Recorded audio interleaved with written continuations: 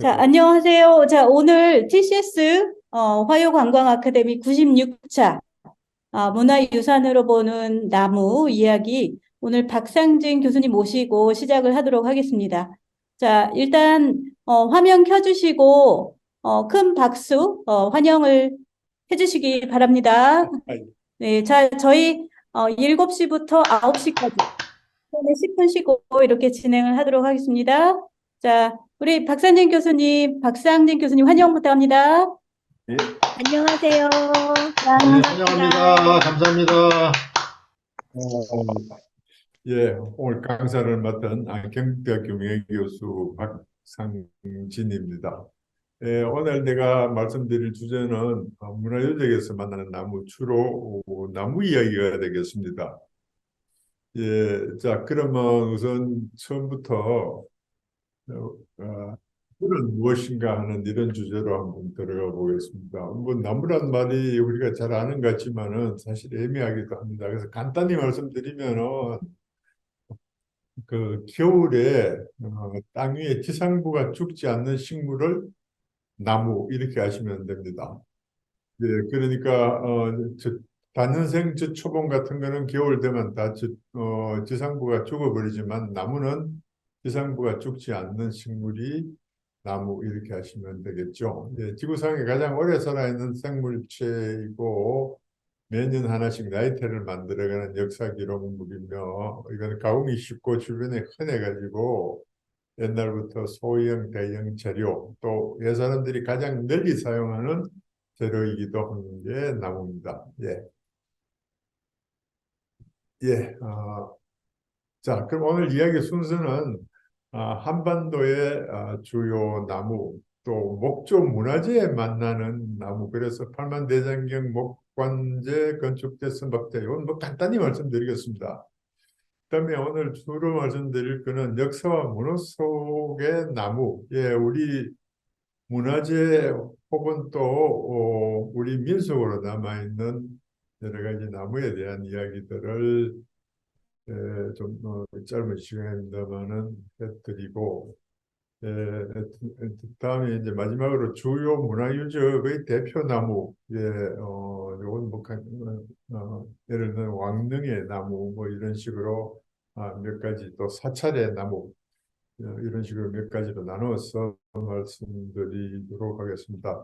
다음 주에 저쪽 창덕궁 그 현장 접수를 나가니까 창덕궁 끝에 만나는 나무들은 그냥 가능한 건너뛰고 그 위에 나무들을 말씀드리는 식으로 진행을 하겠습니다. 예, 그럼 한반도의 주요 나무는 한반도는 약 천여 종의 나무가 자랍니다. 우리가 소나무, 밤나무, 감나무 하듯이 그런 식으로 센 나무 종류가 약 천여 종이고 예, 남한에 약 700여 종. 이건 식물학자들 이야기고요. 실제 만나는 나무는 약 100여 종 남짓합니다. 그래서 가장 흔한 바늘잎 나무는 잘 아시는 나무. 예, 가장 많은 잎 넓은 나무는 참나무입니다. 예, 그다음에 또 나무 중에 가장 좋은 나무 하는 게 되게 좀 애매합니다만은 나무 재질이 좋다는 이런 뜻이 되겠습니다. 그게 느티나무. 그래서 천여종의 나무 중에 대표 나무는 세 종류입니다. 소나무, 참나무, 느티나무. 예, 자, 그러면 소나무부터 잠깐 좀 알아보도록 하겠습니다.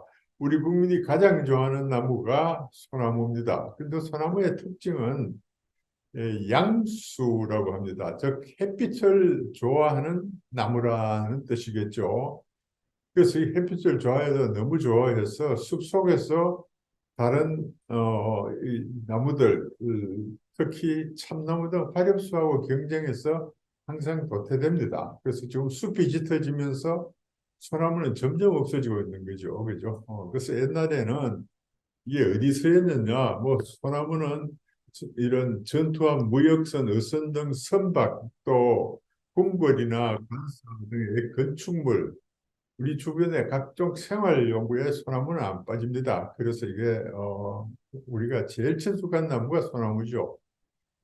그다음에 이제 저 송화가루라고 해서 꽃가루를 식용하고 또 껍질을 벗겨서 그 양식 대신하는 이런 우리 민족과 가장 가까운 나무의 대표 나무가 소나무죠. 예, 다음 보겠습니다. 예, 그래서 소나무의 분포 지역은 대체로 지금 지도에 보시는 이런 지역이 소나무의 분포 지역인데 흔히 일본에는 우리 소나무가 없는 걸로 알려져 있습니다만은 잘못입니다. 일본에도 저렇게 있는데 일본에는 삼나무 편백이라는 이런 좋은 다른 나무가 있어 소나무를 별로 쓰지 않아서 소나무 하면은 역시 우리나라가 거기 지도에서도 분포 중심이 됩니다만은 가장 중요하고 좋아하는 나무가 소나무가 되겠습니다. 에, 다음 그러면은 이제 이어서 참나무를 보겠습니다. 참나무는 한자로 쓸 때 참진자를 써서 진목이라고 합니다. 그러니까 어, 저게 진짜 나무, 좋은 나무 이런 뜻이 되겠죠, 그죠? 그래서 이거는 어, 그 굉장히 그 좋은 나무, 그러니까 나무도 단단하고 재질이 좋은데 가공이 어려워서 흔히 우리가 참나무를 잡목이라고 부르는 경우도 있습니다만은 실제 재질은 굉장히 좋은 나무입니다. 그래서 요거는 저 가야 시대의 그 관제, 거북선 등의 전투함 갑판, 해인사 사찰 건물, 해인사 등 사찰 건물의 기둥에도 쓰이는 이런 나무고 또 최고급 수철 생산해서 우리나라의 발달한 철기 문화의 초석이 된 이런 나무고 저 도토리도 해서 역시 구황식물입니다. 그래서 이런 그 참나무라는 건 한 개의 나무를 말하는 게 아니고 저기에 적어놨듯이 예, 이 뒤에 가서 보겠습니다. 이렇게 잎사귀가 약간씩 다른 이런 이그 여섯 종의 나무를 합쳐가지고 상수리, 굴참, 갈참, 졸참, 신갈, 떡갈, 네, 이게 다 하실 필요는 없습니다. 뭐 그냥 참나무 종류가 이렇게 많은 걸 합쳐서 참나무라고 한다. 이 정도 알아두시면 되겠죠. 그죠? 그래서 참나무는 쉽게 말씀드려서 이렇게 도토리가 달린 나무가 참나무입니다. 예, 흔히 도토리 나무라고도 하죠. 그다음에 이제 우리나라에서 제일 질이 좋은 나무가 이 느티나무입니다.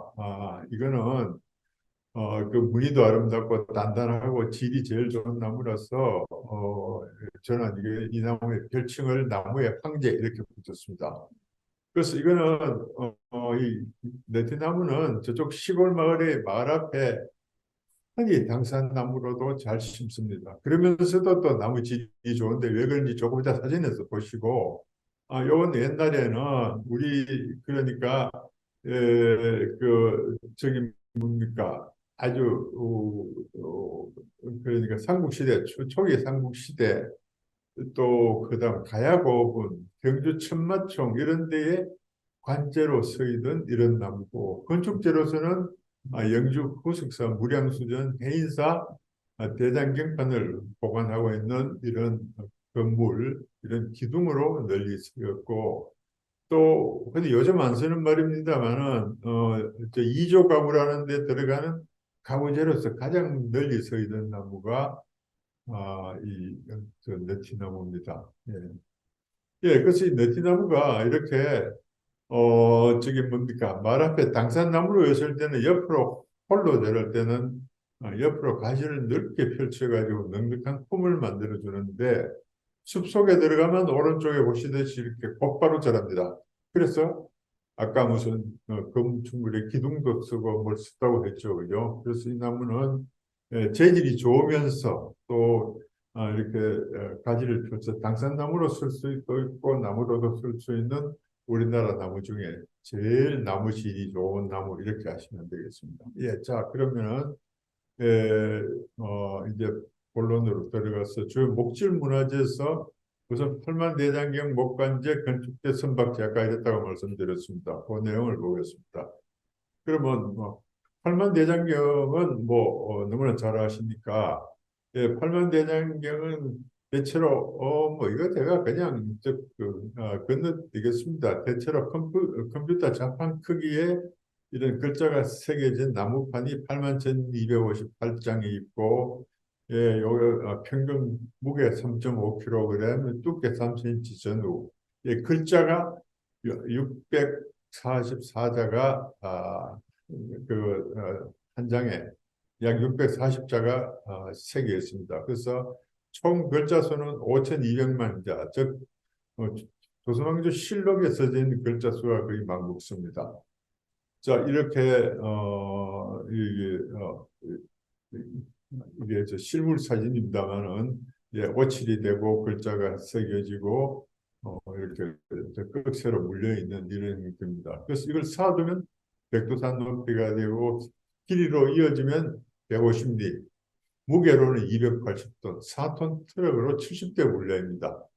어마어마하게 모든 걸 수작업으로 하던 때에 또 전쟁 중에 이걸 만들었다는 것은 지금으로서도 충분히 이해가 가지 않을 만큼 대단한 작업을 했습니다. 그럼 만든 나무는 여기 쭉 여러 나무가 있는데 이걸 만든 나무의 주종은 삼번나무죠. 산자를 그냥 벚나무를 알고 계셔도 상관이 없습니다.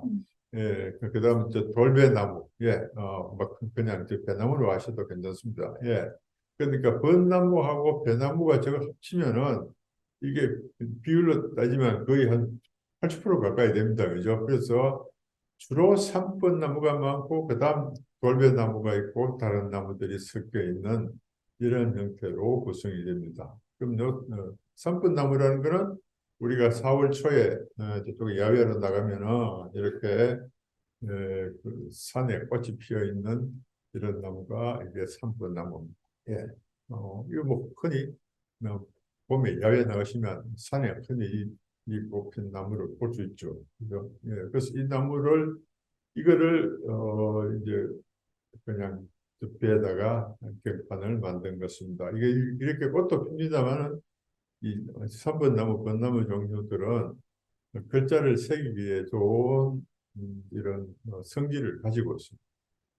이거 뭐 옛날 그림에도 이렇게 나타냈습니다. 그죠?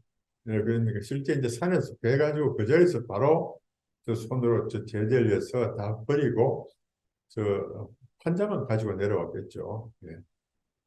자, 그러면은 이제 그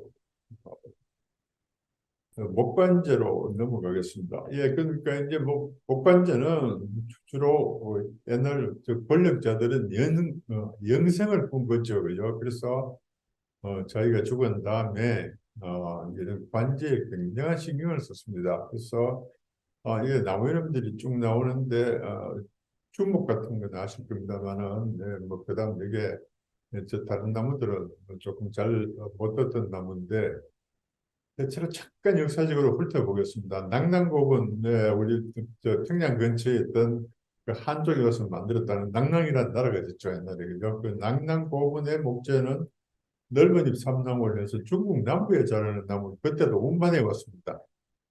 그래서 그 관전을 만들었고 그다음 이제 이런 저뭐 관문청 경망청 하는 이런 데는 주로 뭐 고려 고분은 주목 그다음에 이제 경주 천마총이 아까 잠깐 말씀드린 것처럼 느티나무. 예, 근데 이게 쭉 이제 저 고려 저 삼국시대 이전이고 조선시대로 오면은 전부 관제가 소나무가 됩니다. 그래서 이따도 말씀드릴 기회가 있을지 모르겠는데 나무는 저 조선시대에 오면서 거의 소나무로 거의 쓰이게 됩니다. 그래서 소나무가 뽑기 재질이 제일 좋아서가 아니고 쓸만한 나무는 조선조 들면서는 소나무밖에 남지 않았습니다. 그래서 조선조에 들어서는 건축재도 소나무, 이런 뭐 관제도 소나무, 그다음 모든 나무에서 이미 소나무 일변도가 됐는데 제일 좋은 나무라서 소나무를 쓰는 건 아니니까 예, 그걸 말씀을 드립니다. 그럼 요 이제 빨간 걸로 표시한 거는 이게 수입나무입니다. 그러니까 이게 1500, 2000년 전에 이렇게 벌써 그 나무를 수입해서 사용을 한 거죠. 그래서 여기 대표적으로 요게 금송이라는 거 하나만 보고 넘어가겠습니다. 예, 백제 문형 없는 관지라는 거는 1971년에 우리가 그 광복 이후에 최대 발굴이라고 했는데 그때 백제 25대 문명왕이라는 왕이 있습니다. 이 이 왕의 무덤이 천여분 상태로 발굴됐습니다. 천여분이라는 건 전혀 그 도굴 같은 게 안 된 거죠, 그죠? 그래서 우리나라 이 왕릉이 많습니다만 주인이 확실하게 밝혀진 거는 요거밖에 없습니다. 백제문양 왕릉. 예, 근데 여기에 관제가 금송이라는 게 밝혀졌는데요. 예, 뭐 요건 그때 그 관제를 재현한 거고요. 자, 이게 이제 금송이라는 나무의 모습을 보고 계십니다. 이렇게 아주 나무 모양도 굉장히 예쁜 나무인데, 이 나무의 특징은 금송은 세계적으로 일본 남부 간사이 지방에서만 자라는 나무로 일본 역사 속의 나무고 지금도 일본 왕室의 상징이며 이 나무는 일본 이야기할 수가 없는 그런 일본의 나무입니다. 예, 우리 그런데 문화유적에 이게 지금 심겨져 있습니다. 그러니까 그 항일 유적지에 이게 있었으면 좀 안 맞겠죠, 그죠? 그런데 아산 현축사 저기 700의 총 같은데 이 금속이 있던 거는 어, 지금 한 2, 3년 전에 비로소 바깥으로 옮겼습니다. 지금은 그 안에는 없습니다. 예. 근데 이거는 이제 일본 남부에만 자라는 일본 역사 속의 나무, 왕실의 상징의 나무. 예. 예. 그래서 요거를 백제 문흥의 관제를 금성으로 썼다는 거는 그 왕 때, 즉 백제와 일본과의 관계가 대단히 긴밀했으면을 이 나무로 우리가 증명할 수 있는 게 되겠습니다. 건축재를 보도록 하겠습니다. 건축재는 그러니까 저쪽 선사시대 뭐 웅집 건 거의 참나무로 만들었습니다. 거의 참나무. 그다음에 이제 삼국시대 들어와서는 저게 고구려 백제 신라가 조금씩 다른데 뭐 거의 저 소나무를 위치해서 느릅나무, 느티나무. 그러니까 제가 앞에 저 조선시대 때 소나무를 많이 썼다 그랬는데 그 이전에 소나무를 안 쓴 게 아닙니다. 우리가 한 번도 워낙 많으니까 소나무를 쓰는데 예, 그러니까 그 고급 용도로는 이런 느릅나무나 느티나무를 쓴 거죠, 그죠? 예쁜 축제를 할 때. 그다음에 이제 고려 시대에 들어와서는 소나무하고 느티나무인데, 요거는 우리가 실물이 조금 남아 있습니다. 고려 시대 때 거는 무량수전이 고려 말에 영주 부석서 무량수전 건물이 있죠, 그죠? 그 건물은 고려 말의 건물인데 무량수전하고 해인사 법보전이라고 해서 그 해인사 대장경판을 보관하는 건물인데 이게 여러 설이 있습니다만은 저는 이게 고려 때 건물이라고 봅니다. 그런데 그게 이제 나무로 보면은 기둥이 전부 느티나무입니다. 무량수전도 전부 느티나무, 해인사 법보전도 전부 느티나무. 그래서 건축재로서 이렇게 많이 쓰였던 그런 나무가 이건 좋은 나무라는 뜻입니다. 그죠? 소나무보다는 이 고친도 오래 가고 좋은 나무의 그런 어, 나무가 느티나무가 됩니다. 예를 든다면은 기둥으로 썼을 때 소나무가 100년을 버틴다면 느티나무는 3배는 갑니다. 300년은 더 버틸 수 있는 그런 나무가 느티나무입니다. 저 조선시대 들면서는 아까 말씀드린 대로 이제 이런 뭐 느티나무, 느릅나무 이런 좋은 나무들이 다 없어져서 어, 그- 결국은 쓸만한 나무가 소나무밖에 남지 않아서 소나무만 쓰게 된 겁니다. 예. 자, 요건 이제 저 선사시대 옥집은 이게 뭡니까 이런 기둥 같은 거 거의 참나무로 이용을 했고, 요건 이제 무량수전 사진인데 저 기둥 16개가 전부 다 느티나무입니다. 예, 요거 이제 고려말 건물이죠. 예, 그러면 이제 선박제로 한번 넘어가 보겠습니다. 선박제. 예. 선박제는, 대체 여기 지금 쭉 제가 지금 지금까지 이렇게 서남 해안에서 발굴된, 그러니까 바닷속에 건져 올린 배들의 그 나무의 수종이 뭔지를 쭉 보면 저기 쭉 보시면은 옛날 우리나라 석기 시대 배가 하나 건져졌습니다. 약 7,000년 전이라는데, 예, 그것도 그 통나무였는데 소나무. 안압지 저 경주 갔으면 그 박물관에 안압지 목선이 전시되어 있습니다. 보는 소나무. 그다음에 여기 쭉 뭐 11세기부터 쭉 나오는 건 서해안에서 그러니까 1990년대 80년대에서 지금도 발굴되고 있습니다. 예, 그 사이에 이렇게 그 서남해안에서 그 발굴된 배들입니다. 배가 바다에서 발굴되려면 한 가지 조건이 있습니다. 그냥 바닷물에 그냥 빠져가지고는 그거를 갉아먹는 해충들이 있고 또 연부균으로 해서 썩게 만드는 균들이 있어가지고 10년 내에 나무 다 없어져 버립니다. 아예 배가 통째로 없어지는데 조건이 뭐냐? 뻘로 덮여야 됩니다. 그러니까 이제 저 조수 간만이 세거나 하면은 이게 이제 갖다 덮어버리죠, 그죠? 덮어버리면은 나무가 그대로 있습니다. 몇 천 년도 그냥 갑니다. 완전히 그게 그 뭡니까? 해수 차단이 된 상태로 뻘이 덮여버리면은 오래 가는 거죠, 그죠? 이제 저런 것들은 일부가 뻘에 묻혀가지고 이제 남은 거죠, 그죠? 그러니까 뻘에 안 묻힌 거는 다 없어져 버리죠. 예. 그래서 저 쓰나미 안에는 지금도 수도 없는 배가 있습니다. 그죠? 네, 그래서 그게 대체로 배를 만드는 나무는 아까 좋은 나무가 느티나무라고 그랬는데 배를 만드는 데는 소나무가 제일 좋은 나무입니다. 그래서 아주 옛날부터 우리나라는 배 만드는 나무는 주로 소나무를 사용을 했습니다. 그죠? 예, 그래서 예, 고려시대, 뭐, 저 삼국시대 이럴 때도 배 만들 때는 전부 소나무를 쓴 거죠. 그죠? 예, 그러다가, 일부 배들은 좀 다른 나무를, 그 농나무라고 저쪽 남해안만 자라는 나무 있습니다. 그거를 사용하기도 했는데, 우리는 거의 소나무로 배를 만들었었다. 이렇게 하시면 될 것 같습니다. 예, 예.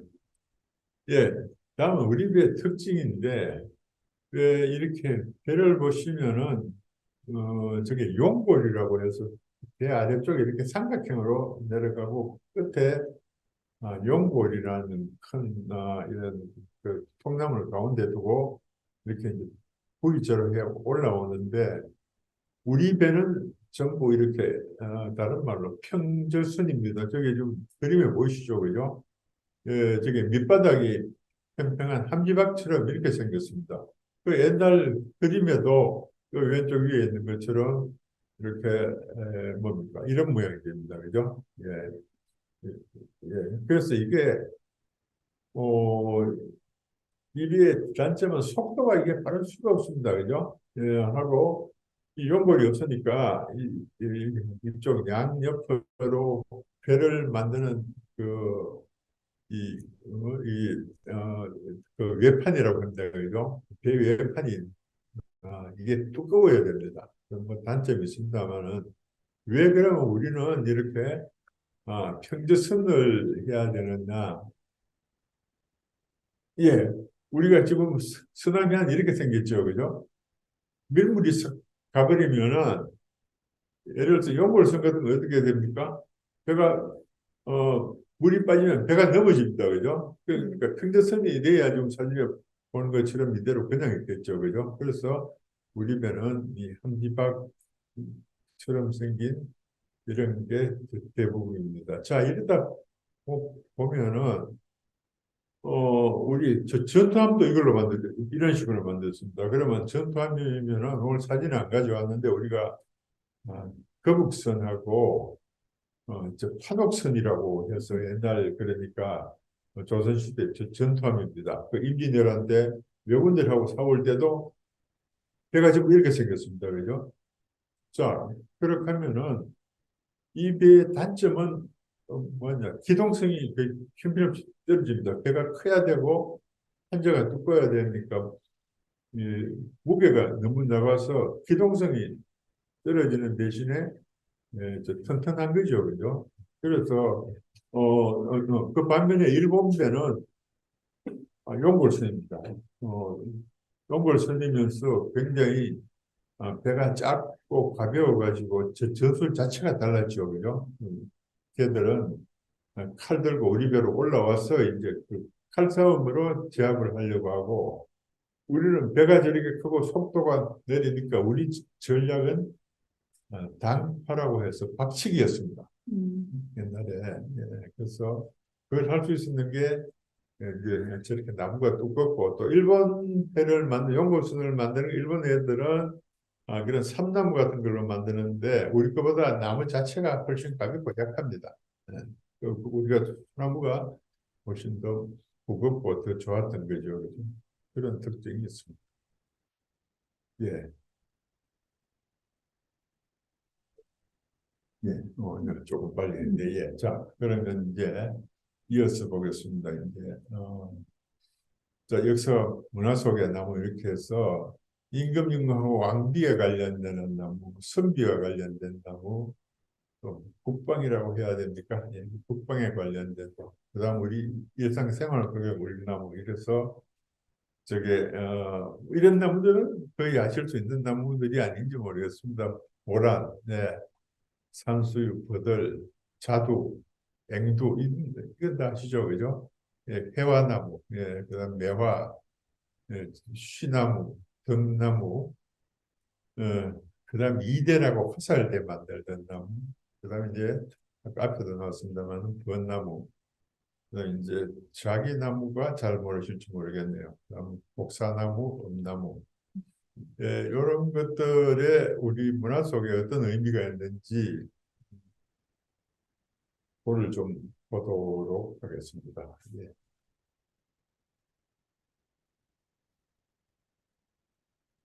예. 그러면은 먼저 모란 이 이야기는 잘 아시죠? 예. 모란과 선덕의 왕. 예. 그 당태종이 적자 모란꽃 그림과 시세대를 어, 보내면서 이걸 보냈는데 그림에 이게 벌과 나비가 안 그려져 있습니다. 어, 뭐, 물론 이 그림은 그때 그림은 아니겠죠. 예, 그래서 이거를 보고 선덕여왕이 이 꽃은 향기가 없을 것이다. 왜냐, 벌과 나비가 없다는 것은 꿀이 없다는 이야기지 않습니까? 그죠? 그래서 이 모란이 화려하긴 합니다만은 그런 꿀이 없는 그런 꽃으로 우리가 알려져 있습니다. 그죠? 예.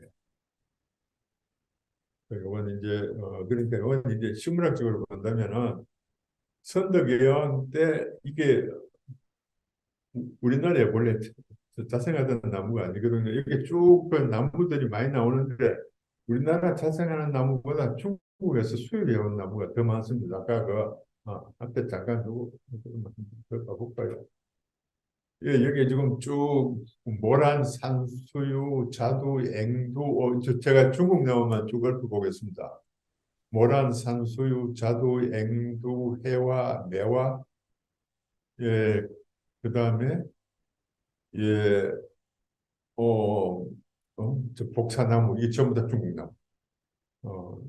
그러니까 중국에서 들어온 나무들이 굉장히 많습니다. 그죠? 네. 모란도 마찬가지인데, 자, 요 모란의 상징성은 옛날 미인을 대표하는 꽃, 또 저게 뭡니까? 어, 뭐 행운을 가져온다고 해야 되나? 어쨌든 좋은 나무 뭐 이런 의미가 강합니다. 그래서 모란을 다른 이름으로 화왕이라고 했습니다. 꽃 중에 꽃이란 말이겠죠, 그죠? 그래서 잘 아시는 대로 우리 역사에 설총이 신문왕한테 왕이 지켜야 될 계율을 정해준 그 계율서를 만들면서 그 계율서의 이름을 화왕계라고 했습니다. 그래서 꼭그 이제 저 비교를 이 오란하고 그 원문에는 장미로 나옵니다만 실제로는 해당하는데 이게 아름다운 꽃으로 치고 할매꽃을 그냥 이제 오그랑 할머니 꽃으로 이제 이렇게 비울려서 임금이 지켜야 될 그런 계율을 쓰는데 거기에 그 계율서의 이름도 화왕계입니다. 그죠? 그만큼 이게 뭡니까? 오라는 그러니까 예, 굉장히 그 상징성이 대단히 예, 그런 높은 꽃 이렇게 말씀드릴 수 있겠네요. 그죠? 그래서 부귀영화의 상징. 그 옛날에 저 신혼방에 금치 무슨 병풍 전부 다 보란꽃이었습니다. 그죠? 도자기를 비롯한 생활 용구에도 모란 문양이 뭐 옛날 문양은 굉장히 많이 들어갔습니다. 그렇게 굉장히 널리 그러니까 모란의 상징성을 이용했던 그런 나무죠. 다음에는 저 산수유하고 경문왕입니다. 뭐 이야기도 예, 흔히 알려진 이야기인지 모르겠습니다. 신라 48대 경문왕은 어느 날 키가 갑자기 당나귀처럼 길게 자랐다고 합니다. 그래서 그 비밀을 아는 게 모자를 만드는 장인이 그 비밀을 알았는데요. 어, 그러니까 평생 이 이야기를 할 수 없어가지고 그 사람이 하고 싶은 이야기를 못하면은 이제 병나죠, 그죠? 그 끙끙 앓다가 죽을 임시가 돼서 저 대나무 숲에 가서 소리를 질렀습니다. 임금에게는 당나귀이다 하고 외쳤는데, 자, 요거는 우리 삼국유사에 나오는 이야기입니다, 그죠? 우리 역사책에 지금 제가 말씀드린 거는. 그런데 이제 그다음 문제가 생겼습니다. 그렇게 하고 편안하게 눈을 감았는데 바람이 불 때마다 메아리가 되어서 되돌아왔습니다. 근데 이제 왕의 귀에도 들어갔죠. 이제 왕은 그 비긴 거를 숨기려고 이제 뭐 긴 모자도 쓰고 그러니까 일부러 이제 모자도 더 길게 만들고 그랬다는 거죠. 그죠? 그래서 그게 왕의 귀에 들어가니까 대나무를 모두 베어버리고 그 자리에다 심은 게 산수유입니다. 예. 그러니까 그 산수 열매가 약간 좀 긴 귀를 연상하는 그런 맛이 나죠, 그죠? 그래서 이런 전설이 생긴 것 같았는데, 자, 이런 것들 아까 모란이나 이런 것들이 중국에서 언제 들어왔는지를 알 수 있는 근거가 됩니다. 그 중국에서 어느 시대 들어왔는 대부분들의 나무는 잘 모르는데 이런 것들은 그 시기를 알 수 있는 그런 대표적인 나무들입니다. 예. 예, 이제 산수 열매가 이제 귀를 닮았다. 이제 그런 얘기죠, 그죠? 그래서 다른 얘기입니다만은 저기 예, 봄에 어디 야외를 나가셔가지고 노란 꽃이 핀 나무가 인가 근처에 있는 거는 대부분이 이 산수유입니다. 봄에 일찍 노란 꽃 피는 이런 뭐 개나리도 있습니다만은 꽃 모양이 전혀 다르죠, 그죠? 산수유고 산속에 노란 꽃이 피면은 생강나무라고 좀 다른 나무죠, 그죠? 이렇게 약재로 쓰이는 그런 나무가 산수유입니다.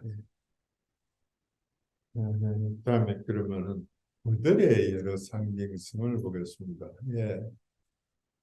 그들은 길게 늘어진 가느다란 그들가지가 산들바람에 이제 흔들리는 이런 모습을 보고 이 사람들은 이걸 전부 여인을 상징했습니다. 그래서 그들과 이렇게 이제 여자를 대상으로 쓴 옛날 시도 엄청 많고 뭐요그 근세에 들어와서도 뭐 저 김소월 씨 같은 데도 나오고 그렇게 자관 이거는 그 여성을 상징하는 그런 상징성이 있고요. 그래서 이 사람들은 아름다운 여인의 자태를 버들테, 그다음 저 가느다란 허리를 버들허리, 또 눈썹이 예쁘면은 버들 눈썹 이렇게 그 버들잎이 그러니까 눈썹 같죠, 그죠? 이렇게 생각을 했었습니다. 그래서 그들의 상징성은 종합하면은 만남과 사랑과 이별, 내가 이렇게 나눠볼 수가 있었는데요. 잠깐 보겠습니다. 예. 자, 먼저 만남은 우리 역사에 저게 뭡니까? 고려 태조의 저 장화황후, 예. 그다음에 이성계의 신덕왕후, 예. 이 둘은 그 임금하고 만날 때 전부 그 만나는 그 인연들이 전부 그들과 관계됩니다. 그죠? 잘 아시죠? 그냥 어 플레벌떡 이쪽 오른쪽 김홍도 그림처럼 플레벌떡 물 한 바가지를 얻어 먹으러 갔는데 이쪽 옆에 있는 거들잎을 훑어가지고 물 바가지에 하나 띄워가지고 줍니다. 그죠? 그냥 그런 게 아니라 그러니까 우리의 은치는 그거를 막으려고 거들잎을 띄워줬다. 즉 이거는 이제 현명함을 나타내는 한 기준이었습니다. 그죠? 그래서 그게 그 우리 역사에 그러니까 이성계 신덕왕후나 고려태조의 장엄왕후 전설에 이야기가 꼭 나옵니다. 그러니까 우물에 물 먹으러 갔더니 거들잎을 띄워서 줬다. 그래서 이제 여자가 현명하다는 것을 상징하고 그래서 뭐 인물은 바로 보니까 알고 그러니까 그 현명함은 거들잎을 띄워주는 걸로 어, 그걸로 평가를 한 것 같습니다. 예. 예, 자, 요 누군 이제, 예, 이게, 저기 뭡니까, 저 나주 완사천에 가면은 저 장왕후 유적지를 이렇게 복원을 하고 이런 것도 뭐 만들어 놨습니다. 그죠? 예, 이랬다는 거죠. 그죠? 불안 바가지를 거들잎을 띄워서 줬다. 이거를 나타낸 겁니다. 예. 다음은 이제 사랑에 관련된 겁니다. 예. 잘 아시는 저 성춘향하고 이도령이 만나는 광활루, 광활루에 이렇게 뭐 이건 저 실제 광활루입니다만은 이렇게 그들이 있습니다, 그죠? 예, 뭐 옛날 이런 저게 뭡니까? 예, 성춘향전하는 옛날 책에도 이런 사파가 들어갔을 정도고요. 그다음에 양육관음도라고 해서 여기 잘 안 보입니다만, 네, 여기 끝을 보시면은 이 관음보살이 들고 있는 게 이쪽이죠. 저게 거들입니다. 그래서 그들로 물을 뿌려주기도 하는데 역시 이거 그러니까 부처님의 자비를 나타내는 그런 의미가 되겠습니다. 그죠? 그래서 이런 사랑의 의미가 있고요. 네. 그다음에 이제 이별입니다. 예, 이별은 자 이제 옛 사람들이 그뭐 남녀든 부모든 누구든 간에 저 전송을 하는 마지막 장소가 나루터입니다.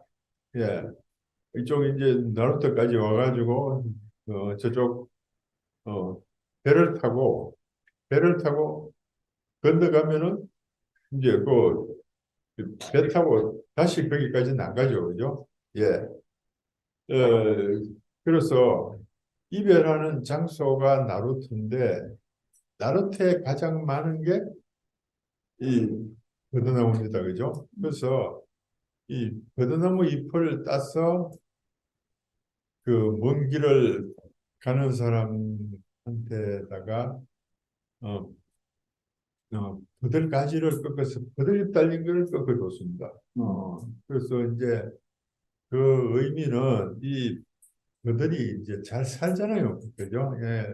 이거는 그냥 특별하게 이렇게 예, 정성을 안 들여도 봄에 나무가지만 꺾어서 땅에 꽂아놔도 자랄 수 있는 그런 강인한 생명력이 있고 그다음에 어, 갔다가 빨리 돌아오세요 하는 그런 의미도 있습니다. 하니까 그들까지가 저렇게 늘어졌으니까 바람에 잘 흔들리니까 빨리 안 돌아오면은 여자가 내 마음이 변할 수도 있다 하는 그런 투정의 의미도 있고요. 또 하나 더 의미를 저게 생각한다면은 버들가지가 이렇게 늘어지는 모습이 왜 사람이 되게 슬프면 눈물이 그냥 줄줄 흘러내리잖아요, 그죠?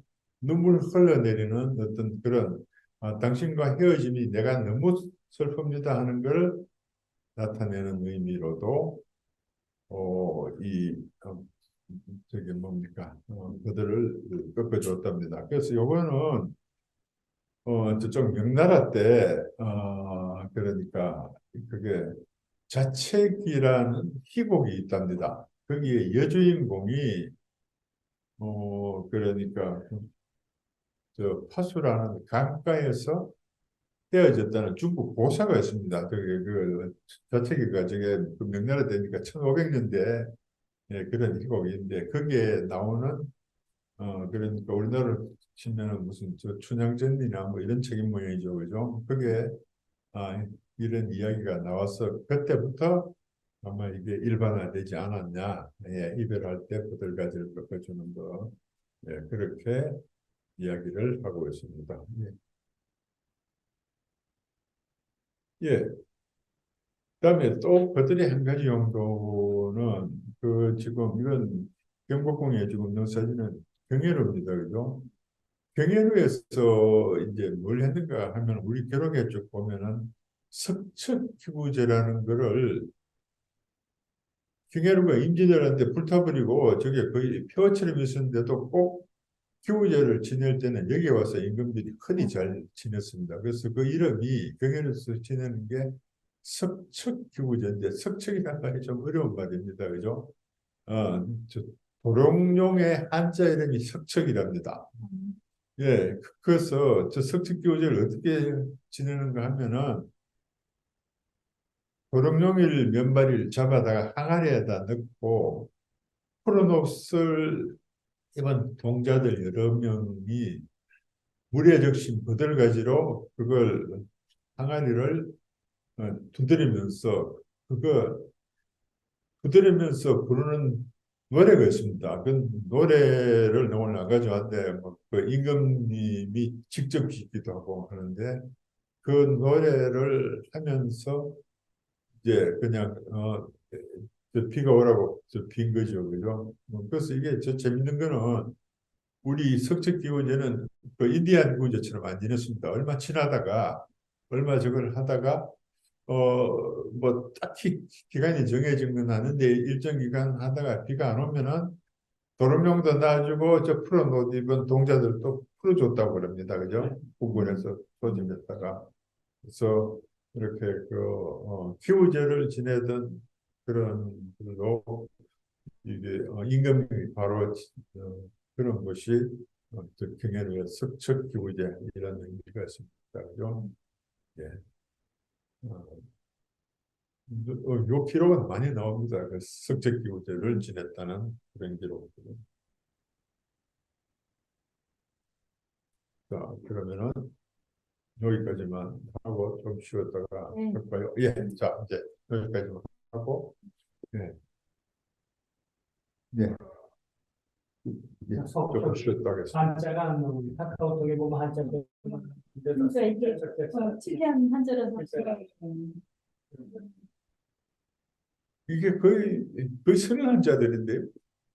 쓰는 한자. 예, 예, 예. 그러니까 거의 다 나올 겁니다. 그래서 이제 카카오톡에서 왜 이제 석자 쓰고 한자 빼면 석척이 안 나올 줄 모르겠다. 그 어려운 자. 예, 예.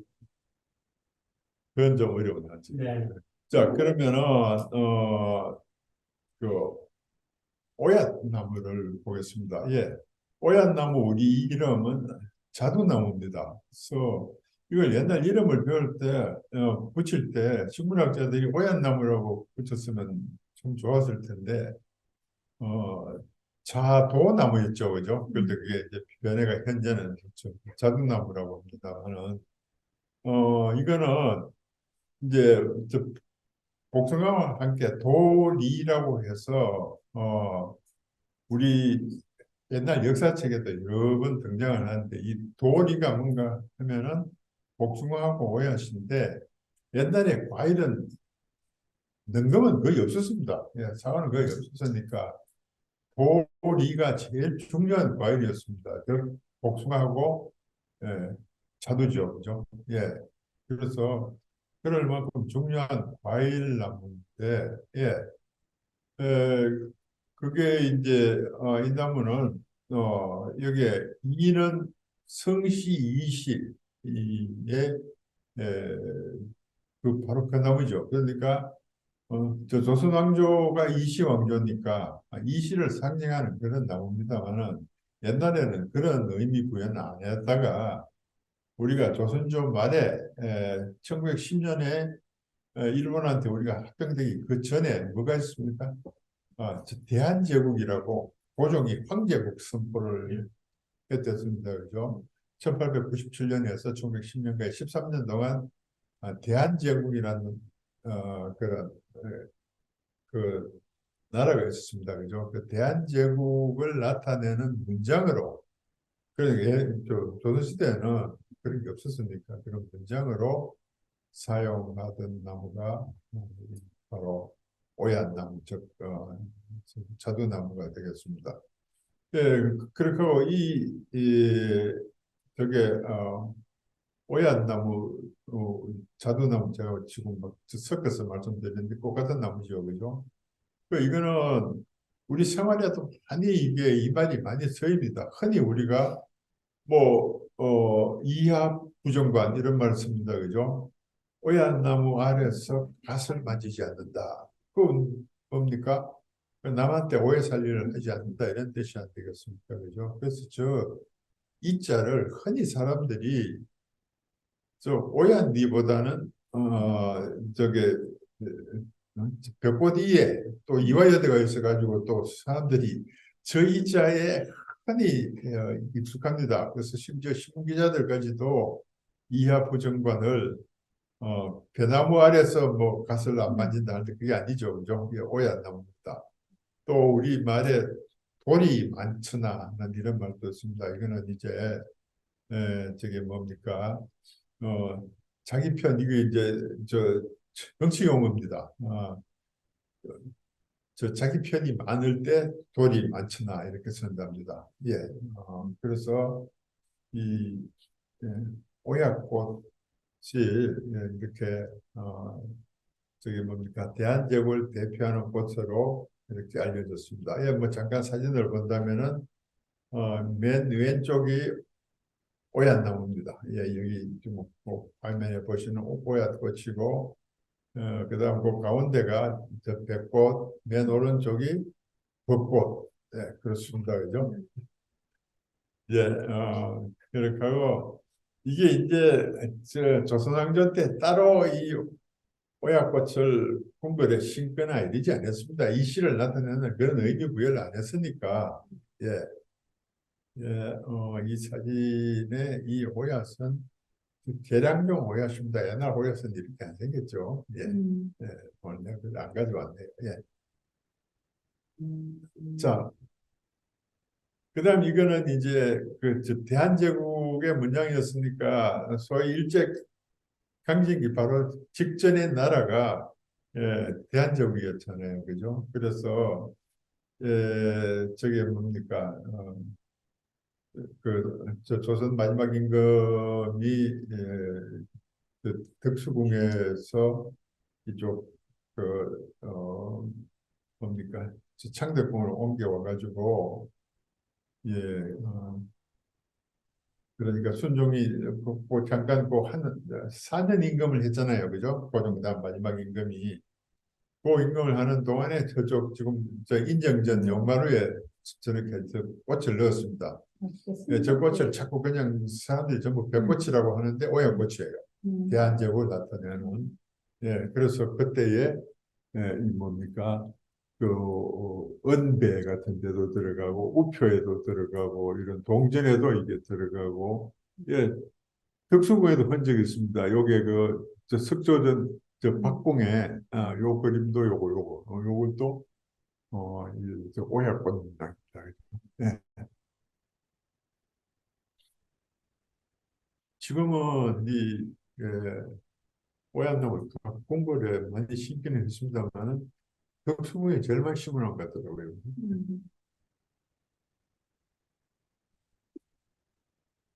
그다음에 앵두하고 세종대왕을 보겠습니다. 예, 세종대왕이 가장 좋아하는 과일이 앵두랍니다. 예, 앵두를 요즘 우리는 과일이 안 넣습니다만 옛날에 이게 상당한 귀중한 과일이었습니다. 왜 그런가 하면은 이게 각종 열매 중에 이게 제일 먼저 익습니다. 우리가 먹을 수 있는 거는. 네, 그래서 아주 귀하게 여겨가지고 종묘에 천신할 때, 종묘에 제사 지낼 때 이게 꼭 올라갑니다. 행두가. 예, 예, 그렇게 귀하게 여겼는데, 이게, 특히 그 세종대왕은, 네, 문종이 그게 경복궁에 손수 심어서 따올리는 앵두를 제일 좋아했답니다. 그러니까 이 문종이 엄청 스트레스가 걸렸겠죠, 그죠? 그래서 이 문종이 그게 경복궁에다가 앵두를 많이 심어가지고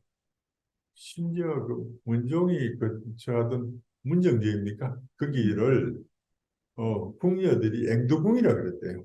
앵두궁 하도 많이 심어가지고 그래서 그중에 제일 좋은 걸 골라다 세종대왕한테 바쳤다 그런 기록들이 나옵니다. 예, 그래서 이 앵두는 세종대왕뿐 아니라 그 다음에 성종, 연산군 이럴 때 앵두를 임금님한테 바치고 각궁, 그뭐 활용력이었죠, 그죠? 이걸 하사받았다고 하는 앵두 한정반에 각궁 한 개를 하사했으니 굉장한 대접을 한 거죠, 그죠? 예, 그래서 뭐 흔히 제가 지금 강의하면 하는 이야기가 있습니다. 옛날에는 앵두 한정반에도 로비가 가능했다. 예, 그런 만큼 이걸 귀하게 했습니다, 그죠? 예, 우리 70년대 이 노래들 아시는지 모르겠습니다. 앵두 나무 물가에 동네 처녀를 안 만네 그런데 이 나무의 특징이 네. 습기가 많으면서 햇빛 드는 데를 좋아하니까 딱 우물 갑니다. 그죠? 그래서 옛날에 우물가에 앵두나무가 많았습니다. 예. 예, 자, 그래서 이제 요거 물론 복원한 겁니다만은 경복궁 그 아미산 우물 옆에 이게 좀 앵두나무입니다. 그죠? 꽃을 이렇게 심었습니다. 예. 자, 그래서, 자, 이제, 세종대왕, 그러니까 성종 연산군이 계시던 궁궐은 어디입니까? 그 경복궁입니다. 그죠? 이쪽, 그 임진왜란 이전이니까. 그래서 그 앵두 이야기가 전부 이제 경복궁하고 관계되니까 경복궁을 복원하면서 앵두나무를 너무 많이 심었습니다. 그 경복궁을 앵두천지로 만들어가지고 아무리 이야기해도 그냥 또 사람들이 그 꽃궁궐을 좋아해가지고 자꾸 꽃나무를 심으라고 하니까 온통 궁궐마다 봄에 가시면 온통 꽃밭이잖아요. 그죠? 옛날에 그렇게까지는 안 했었는데 이제 시민들이 꽃을 좋아한다고 이제 그 교에 맞춰서 심는데 경복궁은 저런 고사에 의해서 앵두를 너무 많이 심었습니다. 네, 앵두 천지입니다. 네. 그럼 이제 선비와 관련되는 나무들을 보겠습니다. 예. 대화나무, 뭐, 요건 저쪽에 나중에, 에, 그게 뭡니까? 그 창덕궁 가면 한 번 더 말씀을 드리겠는데, 저 중국의 구례라는 책이 있습니다. 저게 이제 궁궐의 예법이나 궁궐을 지휘한 이런 거를 기록한 중국 책인데, 그 주리에 따르면은 외조에는 회화나무를 심고 지금 우리 창덕궁에 도남문 들어가면 바로 그 자리죠. 그죠? 상공이 만나는 장소로 삼았다고 합니다. 그러니까 영의정, 좌의정, 우의정, 우리 식으로 말하면 그렇겠죠. 그죠? 어, 그래서 그 예에 따라서 우리나라도 창덕궁 안에 회화나무가 많이 있습니다. 이쪽 경복궁하고 창녕궁에도 있었겠습니다만 그 궁궐들은 너무 많이 파괴돼 버려가지고 흔적이 안 남았죠. 그리고 창덕궁은 이렇게 회화나무 심었다는 그 실물이 지금도 남아 있습니다. 자, 이게 이렇다 보니까 나무에 무슨 품격이 있겠습니까만은 회화나무는 굉장한 품격이 있는 나무. 즉 선비들도 좋아하고 공부를 심는 나무니까요. 그래서 애선비들이 이사를 가면 마을 입구에다가 회화나무를 먼저 심습니다. 지금도 그때 큰 좀 이름난 그런 유적지 그 양반이 살던 동네 가면 앞 동네 딱 회화나무가 있습니다. 그죠? 예. 그래서 그 회화나무를 심는 의미는 이게 회화나무의 영어 이름이 파고다 트리라고도 합니다만은 스칼라 트리입니다. 학자수라는 의미죠. 그죠? 예. 그래서 학자들이 선비들이 좋아하는 나무. 그러니까 학문을 게을리하지 않는 선비가 사는 동네 이런 의미로 이 나무를 심었다고 합니다. 그런데 이게 이제 예, 한자로 쓸 때는 좀 혼란이 있습니다. 저 한자를 저 나무목변에 저 귀신기자를 쓴 괴목이라고 합니다. 그죠? 그 꽃을 괴화. 그래서 이 해안나무는 이름은 괴자에 중국 발음이 저게 해가 아니고 뭐 화인가 뭐 그럴 겁니다. 그래서 그, 그 이름을 따서 우리는 대화나무 잠깐만요. 대화나무, 해나무 이렇게 부르는데 자 여기 하나 문제는 저 괴목은 느티나무도 꼭전자를 씁니다. 한자가. 예, 한자를. 예, 그래서 우리 유적지에 가보면은 아니 그 괴목을 심었다고 하는데 실제로는 회화나무가 아니고 느티나무입니다. 좋은 예가 온양행궁. 네. 예, 온양행궁에 가면은 그때 저 사도세자가 심었다는 그 저게 뭡니까? 저 괴목이 있는데 그 괴목이 회화나무가 아니고 느티나무입니다. 그래서 예, 우리나라에서는 그거를 괴목이라면 회화나무 의미도 되고 느티나무 의미도 되고 예, 그렇습니다. 예. 자, 요건 이제 창덕궁에 예, 그 회화나무 색으로 예, 그러니까 외도에 심은 거죠. 그래서 옛날 그림에도 보면은 이렇게 선비들이 회화나무 이게 회화나무입니다. 아래서 이렇게 지금 선비들 있죠, 그죠? 별로 공부는 안 하고 노는 거죠. 예.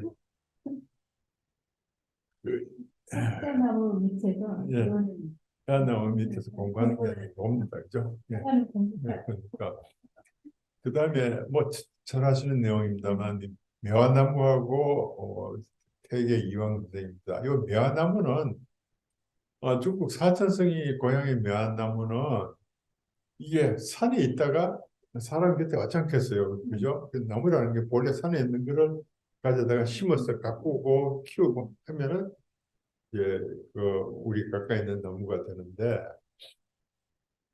이게 매화나무는 처음에 꽃이 아니라 식초를 만드는 원료로서 사람한테 가까이 왔습니다. 그 옛날에 저게 매실을 따다가 식초 만드는 게 그게 큰 아주 그 일이 돼서 아주 약 한 3천 년 전에 사람한테 가까이 오기 전에는 식초 만드는 원료로 있다가 이제 사람들이 이제 재배하면서 가까이 왔는데 그걸 보니까 꽃향기가 아주 은은하고 좋아서 그만 그게 선비들의 나무가 됐다는 거죠. 그죠? 예.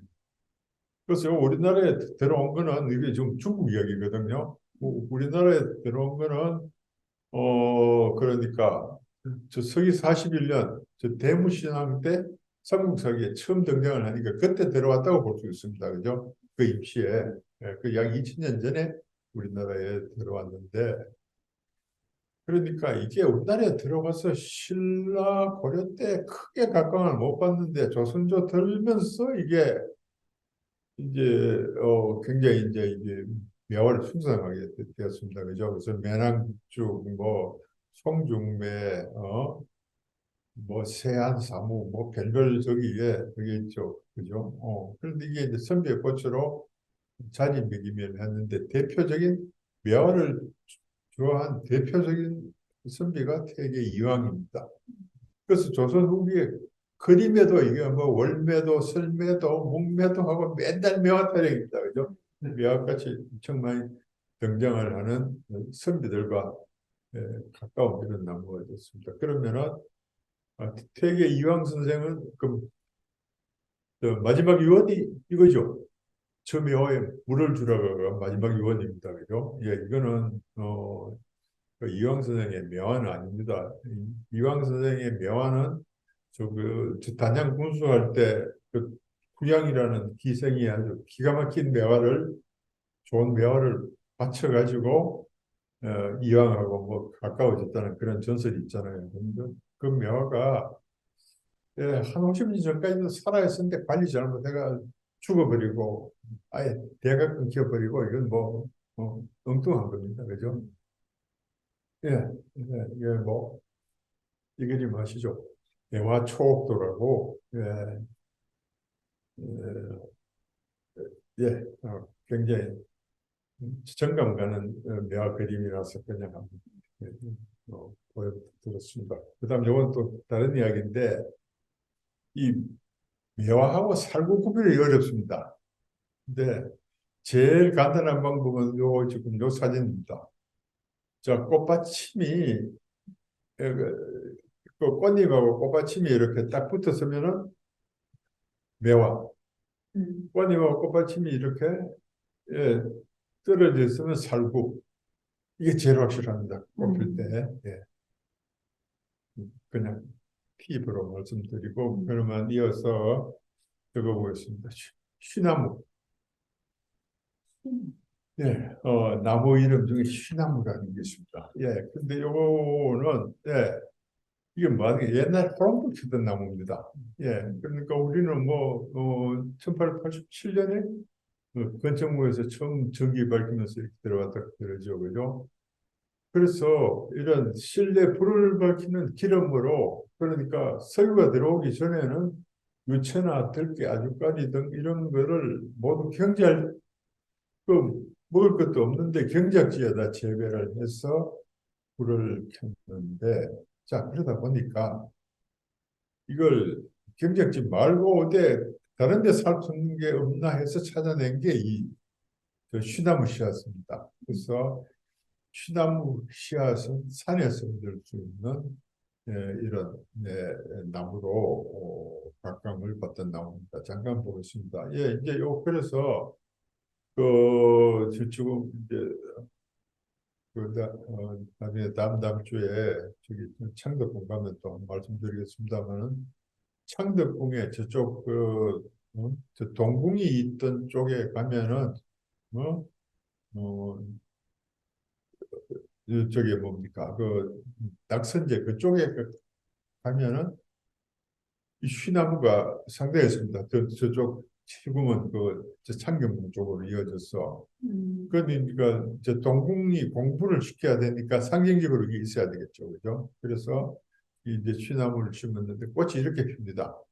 그 잔뜩 이게 해서 이거는 이 영어 이름은 비틀이라고 합니다. 그러니까 벌나무라는 뜻인데 이게 이제 꽃이 이렇게 많으니까 벌이 많이 드니까 우리나라에서도 이게 밀원식물이었는데 서양 사람들도 이거 가지고 이제 밀원식물로 쓰던 예, 그런 나무죠, 그죠?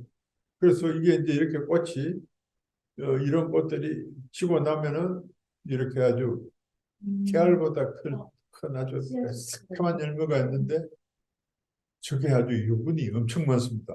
뭐 한 40% 된다 그래요. 예. 그래서 저 기름을 옛날에 짜가지고 저걸 호롱불로 쓰면은 거름이 적고 그러니까 이제 굉장히 이렇게 또 불이 오래 가는. 그래서 이거는 지금 이거 저 남산 봉화대인데 봉화대 옆에도 쉬나무가 많이 있었습니다. 옛날에 지금 우리 남산에도 크게 있었는데요. 좀 다 없어졌습니다만 왜냐 봉화대는 항상 불씨를 가지고 있어야 됩니다. 그죠? 그래서 이 취나무 씨앗 가지고 그 부치를 만들어 줬다고 합니다. 그래서 에, 이제 그래서 대체로 옛날 양반이 이사 가면은 음, 앞에다가 회화나무 심고 뒷산에다 쉬나무를 심어서 음, 이제 이렇게 이제 그냥 양반이 공부를 해야 되잖아요, 그죠? 그래서 이거를 심고 어, 또 보름불을 켜고 공부하는 거를 이제 상징하는 건데 우리 양반 동네 가보면 쉬나무는 없고 회화나무가 있습니다. 그러니까 공부는 별로 안 하고 요즘 말로 뻐기기만 하는 것 같습니다. 예, 그럼 이거 이제 실내 이야기고 이제 그럼 야외는 옛날에 어떻게 불을 밝혔느냐? 그러니까 야외 행사 같은 걸 했죠 옛날에도 그죠? 그러니까 이거는 주로 사용한 게 이렇게 사리나무입니다. 예, 나무 여기 불 붙여가지고 요 이제 사리나무 횃불은 조선왕조 실록 기록 같은 데도 많이 나옵니다. 이걸 들고 야간에 군사들이 뭐 행군했다 이런 거, 예, 밑에 그림처럼 하고요. 예, 요건 이제 관솔이라고 해서 소나무 그 옹이 부분. 예, 요거는 무슨 이런 뭐 향교 같은데 밤에 야간 행사할 때 요런 이름 이게 좀 어렵습니다. 정료대라고 합니다. 그죠? 정료대는 놔두고 요거는 소나무 관솔을 얹어서 밤에 불 피우고 그랬습니다. 예. 자, 그 다음에 등나무와 소위 이제 보겠습니다. 예. 자, 요 등나무는 우리 실록에 보면 이런 이야기가 있습니다. 대체로 소인들은 등나무 등불 같아서 반드시 다른 물건에 의지해야만 일을 쓸 수 있습니다. 옛날 어른들의 가장 큰 덕목은 송죽으로 나타냈습니다.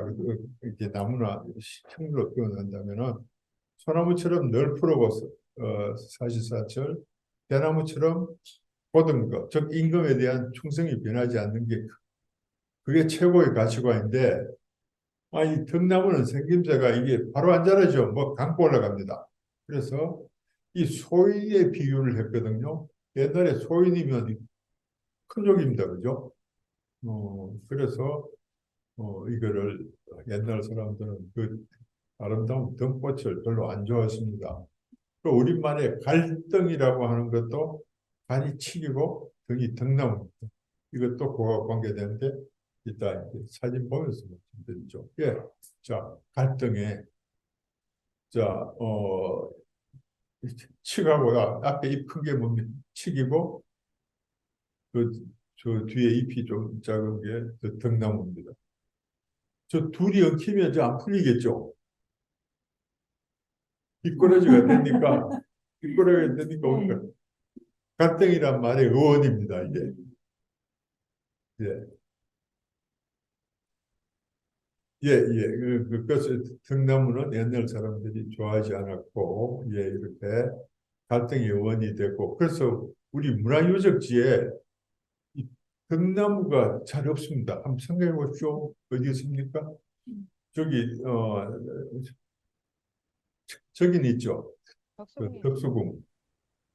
덕수궁은 잘 아시는 대로 우리 석촌이요. 현대궁궐입니다. 그죠? 예, 그러니까 그 개화 이후부터라고 해야 안 되겠어요. 그죠? 그런 데는 있는데 진짜 전통 우리 문화유적지에는 등나무가 잘 없습니다. 저걸 잘 안 심었어요.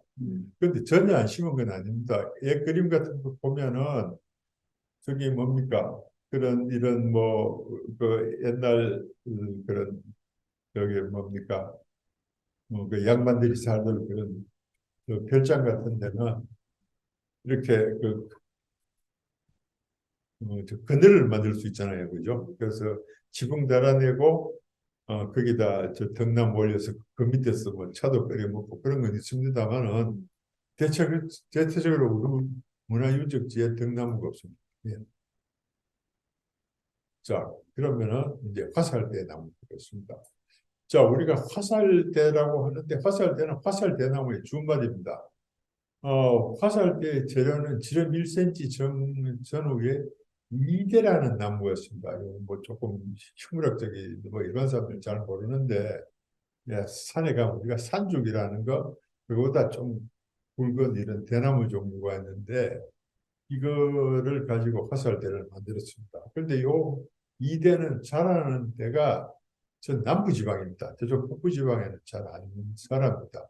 그런데 어, 고구려가 계속 남진 정책을 꾸준히 천 거는 어느 의미의 이대 확보도 큰 의미가 있었습니다. 그러면은 고구려 지방에서는 화살대를 만들려면은 이 이대 같은 게 없으니까 자 이제 요 사진 보면서 자 이게 이대입니다, 그죠?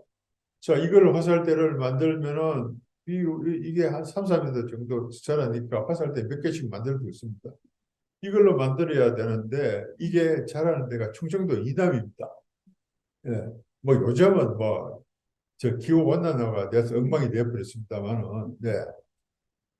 자 그래서 저쪽 고구려 쪽에 요게 저게 요 그림은 저쪽 저 금왕강 쪽에 요 이순신 장군이 여기에 지키던 그런 데인데 자 이게 전부 다 이런 게 전부 이제 이게 뭡니까 사제입니다, 그죠? 예.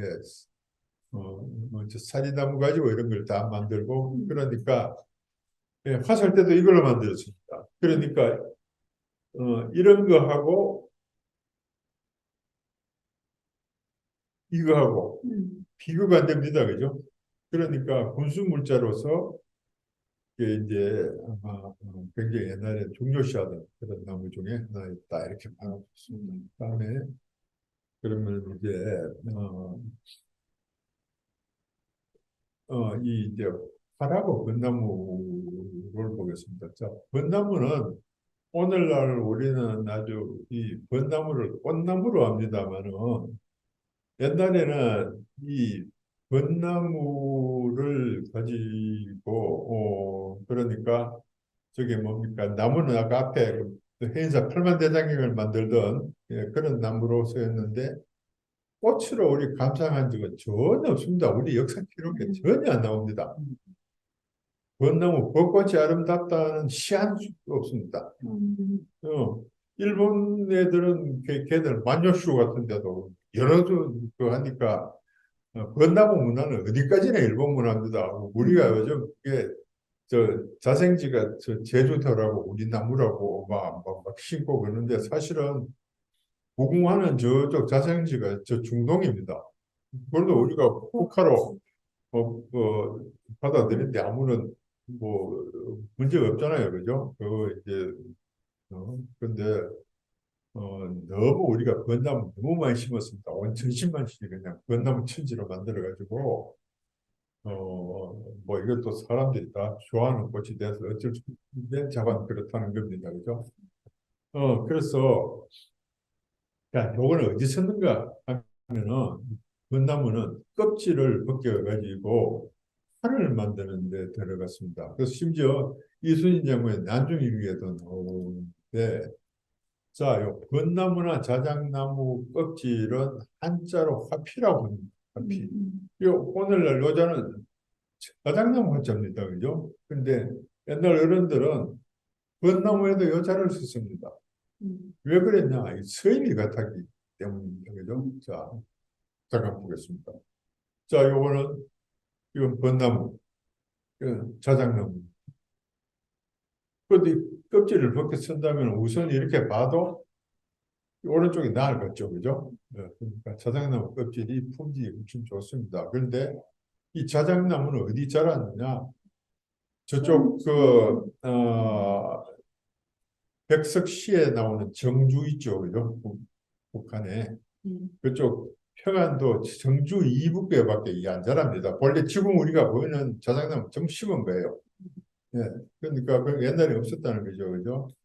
그래서 활을 만드는데 아쉬운 대로 이걸 썼습니다. 그 이순신 장군은 저쪽 남쪽에 주로 계셨으니까 이 같았던 거죠. 예, 이쪽, 예, 저 벚나무 끝을 쓴 거죠. 자, 그러니까 뭐 이게 이제 어, 오른쪽이 자작나무, 왼쪽이 벚나무. 예, 뭐 꽃은 아름답지만은 예, 이런 껍질이 전혀 다른데 자, 요거를 이제 서임이 이런 거죠. 그죠? 예, 요 이제 자작나무 껍질, 벚나무 껍질, 요둘 다 화피라고 합니다. 왜 옛날 어른들이 이걸 꼭 하는 자를 썼느냐? 그때 무슨 식물 분류학 이런 걸 모를 때니까 서임이 같으니까 한자, 저 같은 자를 쓴 거예요. 그런데 품질은 진짜 저작나무 화의 화피가 헐 좋았습니다. 이렇게 활 만드는데 활 몸에 이게 무슨 그 방수성을 주고 또 저게 뭡니까? 활력을 주기 위해서 이걸 사용했다. 예, 예, 이건 뭐 요즘 유명한 이제 그 원대리 자작나무 숲 같은 거 그럽니다. 요건 뭐 별로 좀 어려우니까 여기 나왔으니까 잠깐 설명하고 넘어갈까요? 천마도의 수종이 우리가 흔히 백화숲이 즉 자작나무 껍질 위에다가 그렸다 이렇게 이야기를 합니다. 그죠? 근데 과연 그런지 잠깐 조금 시무력적인 이야기가 돼서 넘어가려고 그랬는데 이 바탕이 아까 그 자작나무 요거를 뭡니까? 요렇게 칼집 넣고 또 요게 동그랗게 오려내서 쫙 벌리면은 큰 아름드리 나무 같으면은 이렇게 한 면만. 이런 캠퍼스가 나오겠죠, 그죠? 근데 실제 이거는 여러 자작나무 껍질을 갖다가 누비를 했습니다, 그죠? 근데 그게 이제 저런 껍질을 가지고 그림을 그릴 수 있는 나무가 식물학적으로 본다면은 자작나무를 잘 아시는데 거제수나무, 사슬의 나무라는 게 있는데 이렇게 사진을 보시기에 껍질이 비슷하게 생겼습니다, 그죠? 그 사실 이 나무 중에 어느 걸 했는지 식물학적으로 확실하지 않습니다, 이게. 근데 무슨 문제가 있냐? 자작나무는 아까 말씀드린 대로 저쪽 평안도 정주 저쪽 북쪽에만 자라고 또 거제수나무, 사슬의나무 하는 건 이쪽 그 남쪽에 경주 영역에도 있습니다. 근데 만약에 천마도를 이 거제수나 사슬의나무로 만들었다면은 신라 영역에 있는 나무로 만들었고 자작나무라면은 진짜 그때 고구려에서 수입해야 됩니다. 그죠? 그런 중요한 의미가 있는데 요건 앞으로 좀 더 연구 검토를 해야 될 그런 이 DNA 조사 뭐 이렇게 예, 예, 양된 거네요. 그런 기술 가지고 밝힐 수 있는 그런 아니에요. 그래서 조금 이제 서량서래가 있는 학술적인 이야기니까 내가 그냥 건너가려고 그랬습니다. 자, 그러면 생활 속의 우리 나무 이런 나무로 보겠습니다. 예, 자, 이 자기나무라고 우선 한번 볼까요? 이 꽃을 혹시 생각나는지 모르겠습니다. 예, 예, 그게 아름답죠, 그죠? 예, 여자들 화장솔하고 꽃같이 생겼는데, 예, 자, 요게 이름이 자귀나무입니다, 그죠? 그래서 한자 이름이 합한수, 이제 이렇게 야합수, 어, 어, 밤에 이렇게 안고 잔다는 그런 뜻이 되고, 여설수는 이따 사진 보면서 말씀드리죠. 그래서 요 나무는 독특하게 요 작은 잎이 이렇게 있는데 요 화살표 있는 끝에 여기 하나 없습니다. 그런데 이 나무는 밤 되면은 어떻게 됩니까? 합쳐지는데. 이렇게 오른쪽 이렇게 딱 합쳐집니다. 예, 딱 합쳐지는데 요 가운데가 하나 없으니까 호랑이가 없죠. 예, 합치면은 전부 다 둘이 딱 맞아지는 셈이 됩니다. 그래서 이제 남녀 간의 사랑을 의미하는 합한순이, 야합순이 이런이 붙는 거죠. 그죠? 예. 예, 그것을 이렇게 꽃이 아름다우니까, 예, 옛날부터 흔히 정원수로 흔히 심고 그랬습니다. 또 그런 좋은 의미가 있으니까 부부간의 금주를 상징하는 나무. 예. 자, 이 나무의 또 다른 이름은 여설수입니다. 그죠? 이게 콩가 식물인데 겨울에 이게 이렇게 달려가지고 바람이 불면 꽤나 시끄럽습니다. 그죠? 그 이제 시끄러우면 옛날 사람들이 이제 여자 탓했죠. 그죠? 그래서 여설수라는 옛날에 붙인 이름이죠. 요즘 이런 이름을 감히 못 붙입니다. 그죠? 그런 게. 그다음에 이 복숭아 나무와 유토피아. 예, 서양 사람들이 말하는 유토피아가 우리는 이저 그 복숭아 밭입니다. 그죠? 그러니까 그 도연명의 도화원기에 나오는 저쪽에 어디 어, 어? 그쪽 저 강터로 위에 들어가서 그게 살고 있는 사람 만나고 하니까 복숭아밭 있고 어쩌고 한 게 이 도화원기인데 유토피아를 상징합니다. 그죠? 그래서 이 그 연분홍 꽃은 뭐 지금도 우리가 핑크빛이라고 하는데 옛날 수많은 시의 소재가 있는데 복숭아 꽃은 저게 뭡니까? 퇴폐적인 사랑의 의미도 있고 또 우리가 도화선이었다 할 때도 또 복숭아가 들어갑니다. 그죠? 그래서 요건 또 그 뭡니까? 우리 저 천도복숭아 같이 그렇게 이 동방사기 이거 훔쳐 먹고 18만 년 살았다고 하죠. 그죠? 그래서 이 복숭아는 또한 특징은 옛날 사람들은 이걸 전부 벌레까지 약으로 썼습니다. 그죠? 그래서 복숭아 열매에 유별나게 벌레가 많아서 옛날 사람들은 복숭아를 언제 먹습니까? 저 달밤에 먹습니다. 예. 그래서 이제 뭐 흔히 달밤에 복숭아를 먹고 밝은 데를 왔을 때 벌레가 보이는 건 괜찮은데 반토막 보일 때 이제 즐거워한다면서요. 예, 그렇게 합니다. 그죠? 이건 이제 도화원기에 이 나오는 우리 이상향입니다. 그죠? 예, 뭐 이거 보시는 거고 그다음 음나무 보겠습니다. 예, 음나무는 그 저게 뭡니까? 예, 요건 사진 보면서 말씀드리면 되겠네요. 그죠? 예, 저 경기도 민속문화재 8호가 일산 방가시초가라고 있습니다. 요게 이제 밤나무로 만드는 그 초가집 한 200년 된 민속촌인데 그 위에 무술주에 보면은 이렇게 걸쳐놓은 게 있습니다. 이게 뭐냐? 음나무 가지입니다. 음나무 가지는 이게 어떤 의미냐?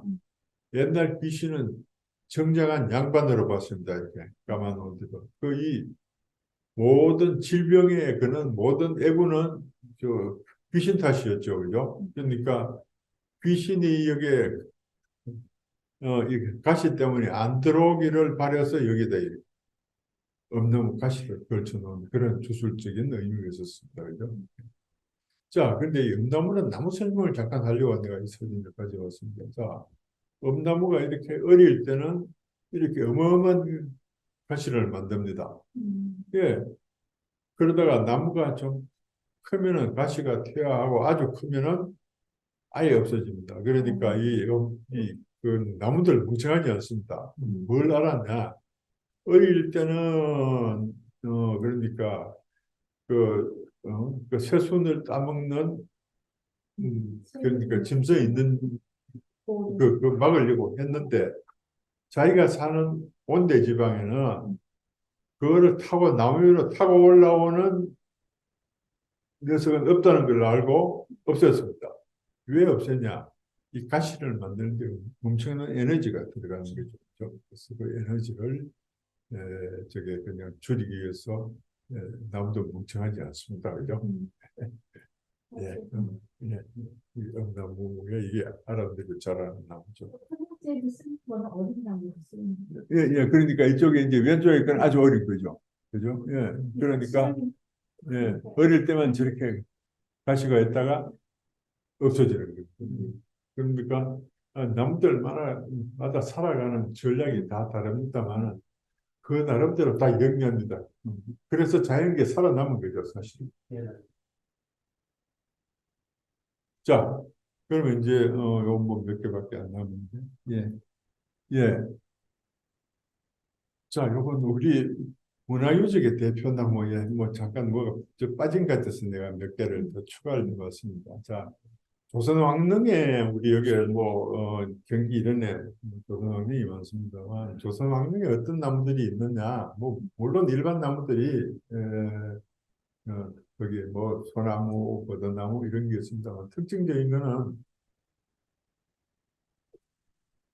오리나무입니다. 그래서 우리가 기록에 나오는 거는 요게 그 승정원 일기에 동구릉 순흥에 오리나무 59주를 심었다 하는데 이게 지금 그러니까 예, 아주 넓은 숲을 이루고 있습니다. 여기 기록에 나오는 거고 기록에 나오는 그 이외에도 모든 왕릉의 입구에서 우리가 오리나무를 만날 수 있고 특히 선인릉과 허인릉에는 아람들이 오리나무가 숲을 이루고 있습니다. 그 입구에 거기 아주 큰 면적이 얼마나 되려나 상당한 면적에 걸쳐서 오리나무가 있는데 대체로 오리나무가 버드나무처럼 이렇게 섞이 많은데 얘가 잘 자랍니다. 근데 이제 능이라는 게 이쪽 아래쪽으로 내려오면은 네, 그러니까 좀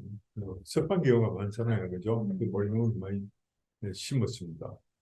자, 그러면은 자 이게 이제 오리나무 잎사귀하고 그런 문제. 자, 그러면 이건 오리나무 꽃인데, 자, 이거 어디 부여를 한다면, 물론 거기에 뭐 습하니까 심을 수도 있는데 이런 의미 부여도 합니다. 지금 어, 요게 어, 요게 양꽃이고 요 아래가 숫꽃입니다. 예, 그런데 한 나무 양꽃과 숫꽃이 아주 가까운 거리에 달리면 새 봄이 오기 전부터 꽃을 피우는 저 부지런함이 있고요. 예. 또 신랑 신부가 오랫동안 행복하게 꼭 가까이서 이 거리가 가깝잖아요. 그죠? 그런 상징성을 부여한 게 아닌가. 어, 이거야 그때 그 심은 이후 기록을 안 해놨으니까 모릅니다만은 그렇게 추정을 해볼 수도 있습니다. 그래서 이 오리나무가 이렇게 그 우리 왕릉에 흔히 만날 수가 있는 거죠. 그 다음에 이제 사찰의 전나무입니다. 이 전나무는 잠깐 사진부터 먼저 보고 올까요? 예. 자, 요 사진은 저쪽은 이제 저기 월정사의 구의 사진이고, 예, 요거 이제 홀로 있는 저쪽 원주 성왕림에 있는 전나무인데 전나무 이렇게 자랍니다. 그러니까 한마디로 곱게 똑바로 자라는 이런 나무죠. 그죠? 자, 이런 나무를 절 입구에 이게 흔히 잘 심는데, 자, 키가 크고 곱고 보신 것처럼 굵기가 두 사람의 이름으로 조금 저게 재질이 느티나무나 이런 것처럼 단단하지는 않습니다만은 장대재를 얻을 수 있습니다. 저 장대재가 무슨 소리냐? 그 특히 사찰 같은 경우는 건물이 엄청 높잖아요, 그죠?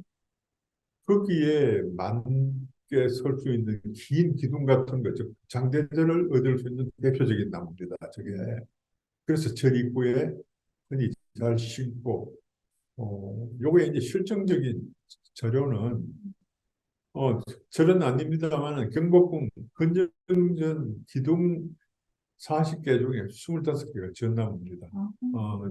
요 근래 밝혀졌어요. 이제 저거 해체하고 보면서.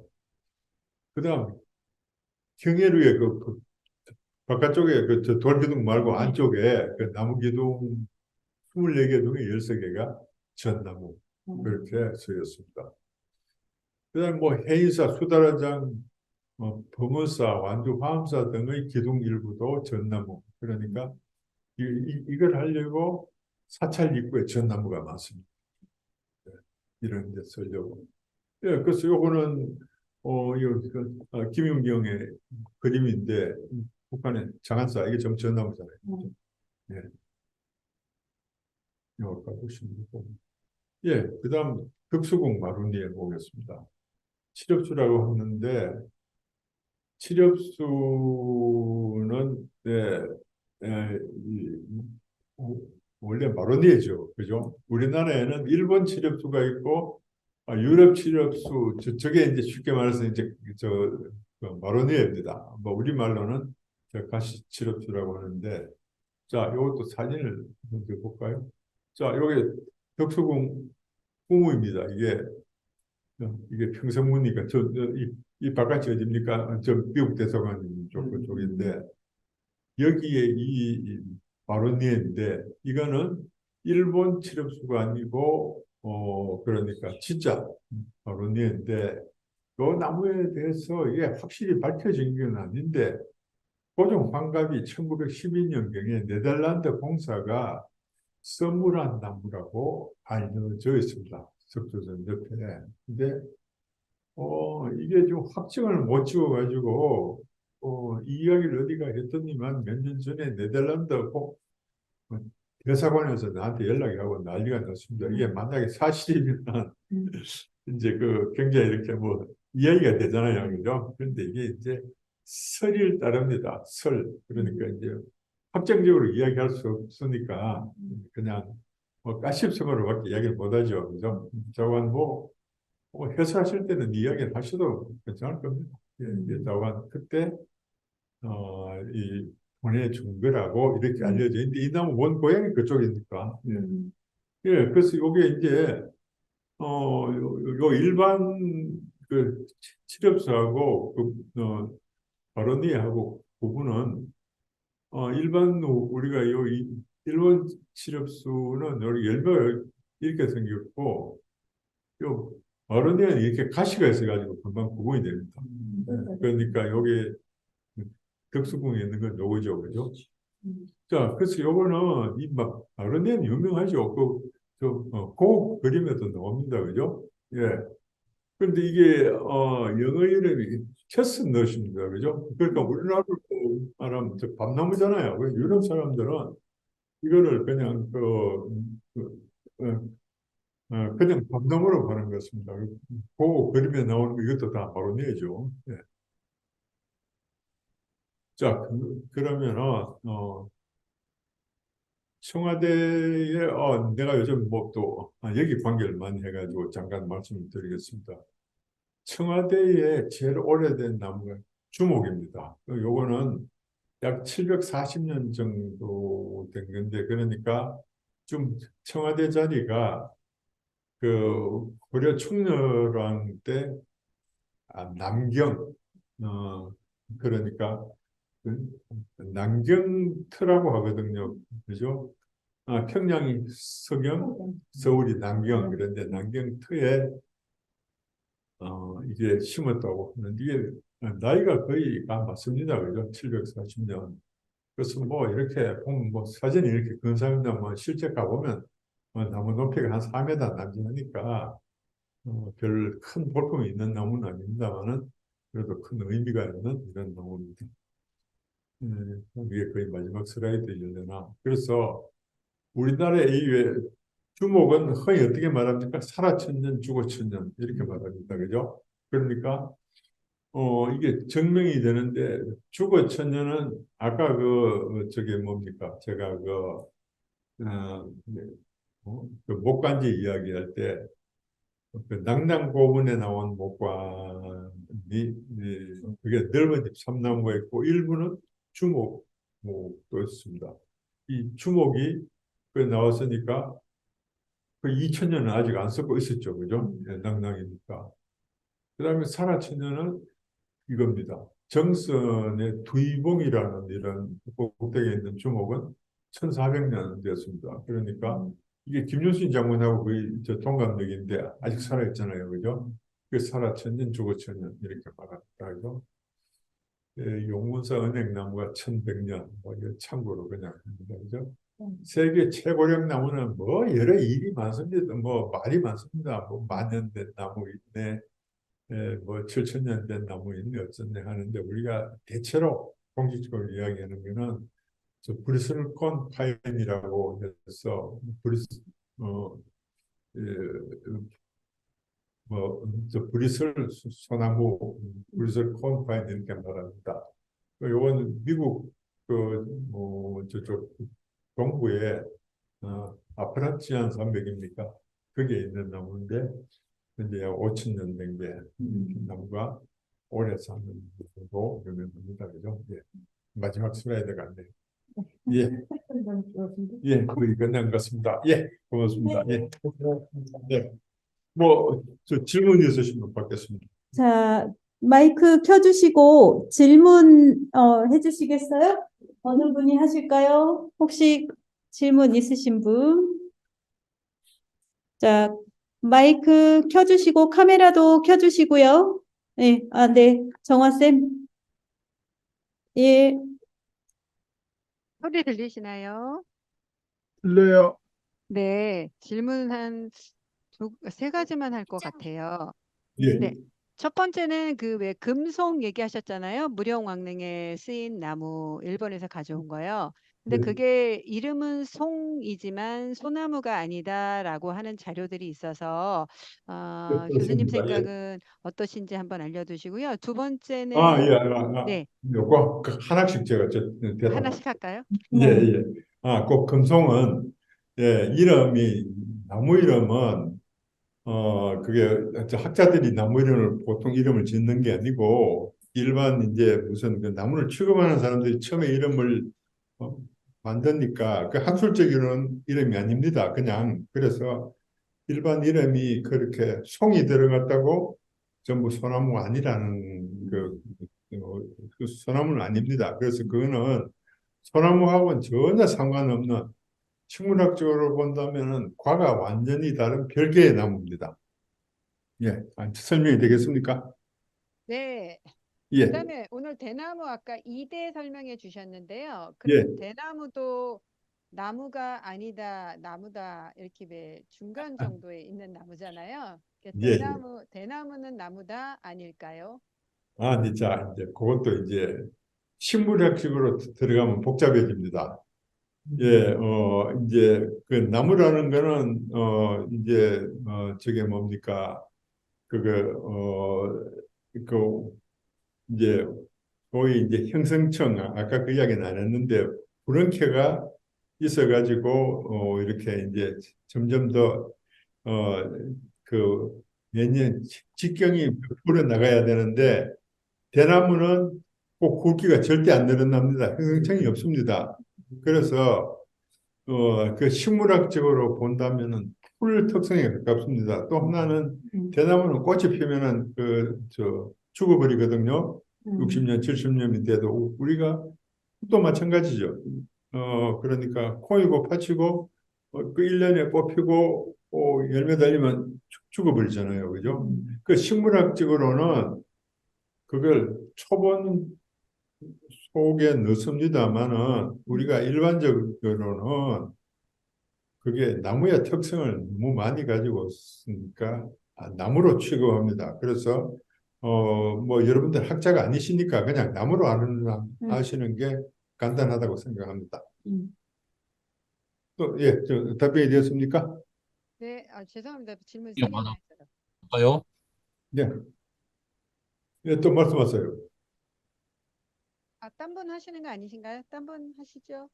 네, 지금 교수님, 황칠나무에 대해서 좀 설명 좀 부탁드릴까요? 예, 황칠나무요? 지금 질문이 비치나무하고 황칠나무에 대한 설명을 좀. 예, 황칠나무하고 비치나무. 비치. 비치나무라니? 그게 뭘까요? 그 선생님, 그 비치나무가 뭘까요? 질문해 주신 거가? 예, 황칠나무하고요. 잘 들리세요?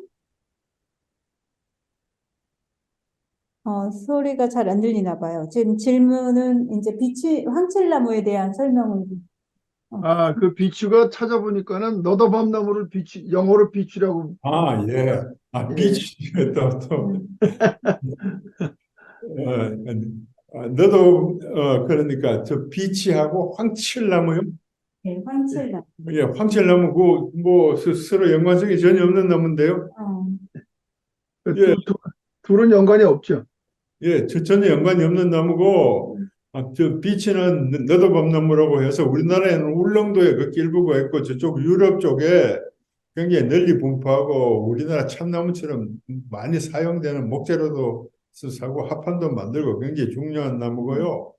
황칠나무는 우리나라 남쪽에 완도, 진도하는 이런 남쪽에서 제주도에 자라는 황칠이라는 오칠 마냥 옛날에 고급 칠을 빼던 그런 나무죠.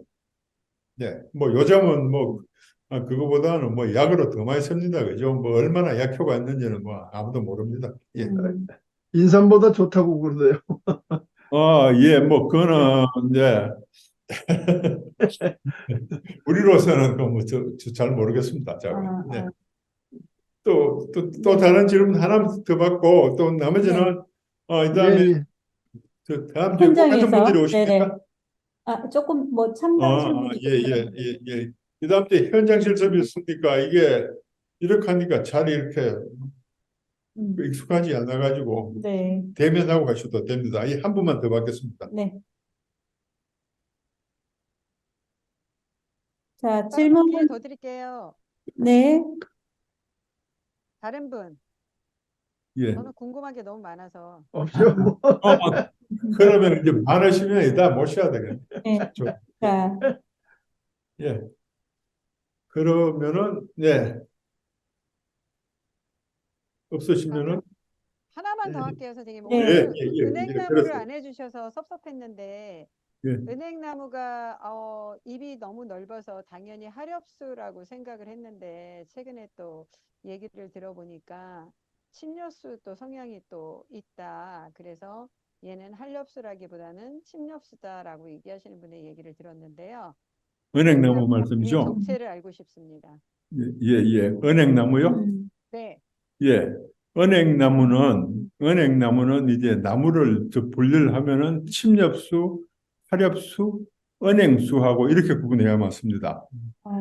그런데 식물학적으로 본다면 은행나무는 저 족보가 하나밖에 없습니다. 침엽수는 수천 종, 화렵수는 수십만 종인데 은행수는 분류하는 은행나무 하나밖에 없으니까 그 학술적으로는 그걸 따로 취급을 하는데 우리가 일반적으로 이야기할 때는 그 하나 때문에 전부 새로 뭘 하기가 너무 복잡하니까 어디다 포함시켜야 되는데 나무 잎사귀는 보니까 화렵수 같은데 나무 속을 들다 보면 나무 세포 형태고 모양새고 이런 것들은 침엽수에 훨씬 더 가깝습니다. 아, 예. 그래서 편의상 침엽수에 넣어 놓는 겁니다. 위에 은행수가 침엽수다, 화렵수다고 구분할 수가 없습니다. 그런데 예, 알겠습니다. 편의상 침엽수에 넣어 놓는다 이렇게 생각하십시오. 예. 예, 저 대답이 되겠습니까? 좋은 대답이십니다. 네. 그러면은 또 하나, 은행나무는 암수가 이제 나무 예. 자체가 서로 다르잖아요. 예. 그런 나무가 또 있나요? 암수가 다른 나무들이 많습니다. 아, 그런데 은행나무만큼 확실한 경우가 그거는 참 드물죠. 나무가 암수가 있어도 자가 수분도 하고 좀 뭐 이제 과정이 은밀하지 않은데 은행나무는 걔들은 절대로 없으면은 수나무 없으면은 수정이 안 되죠. 수정이 안 돼요. 예. 그런데 상당히 멀리 있어도 됩니다. 멀리 있어도. 자, 그러면 이렇게 해서 오늘 강의를 2시간 동안 이렇게 늦은 시간에 지금 여기 저희 교육장까지 와주셔가지고 이렇게 해주셔서 너무 감사드리고요. 자, 마지막으로 저희 감사 인사 드리고 박수 부탁드리고요.